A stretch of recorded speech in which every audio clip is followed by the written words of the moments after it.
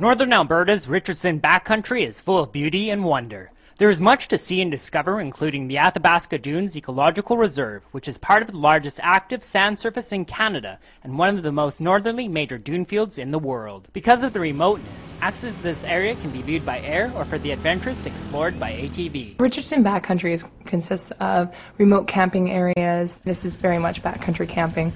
You can only get there by ATVs. And it also consists of a very unique aspect of Alberta, two sand dunes. One, the Richardson sand dunes, which you can actually ride on, and the Athabasca sand dunes, which is an ecological reserve. The sheer size of the Athabasca sand dunes is vast, stretching 7 kilometers long, 1.5 kilometers wide, and some of the sand dunes can exceed heights of 35 meters.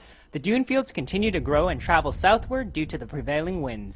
They were created thousands of years ago during the last ice age. The glaciers, when they were around in the Ice Age, went by Fort Chipewyan, and Fort Chipewyan's all bedrock from the Canadian Shield.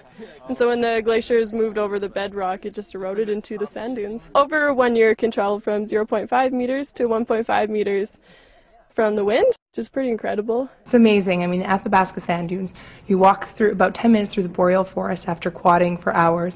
Then you hit almost a 50-foot wall of sand that you have to climb to the top of. When you reach the top, you look out and it looks exactly like the Sahara Desert, right in the middle of the boreal forest. It's unbelievable. The Athabasca Dune Field Reserve is home to some endangered species, so it is important to respect the landscape and wildlife. There's common species such as the black bear and Canada goose use this area quite a bit on their migrations north. In some boggy areas bordering the dunes, you can find pitcher plants and sundew plants, which are carnivorous plants which aren't found in too many places in Alberta. The most important thing is not to drive your quads on the dunes here, as it destroys. They're a very fragile ecosystem and they get destroyed. So just walk, and no camping, no littering. Just walk and enjoy the sights, and it's something amazing that you'll never see anywhere else in the world. It's not only the destination, but the journey that makes this trip memorable. The quad ride in the Richardson backcountry is filled with many sights to savor, but safety should always be taken. Safety is essential. This is not something you want to do if you're inexperienced. If you'd like to try it, make sure you find someone who does have that experience to go along with you.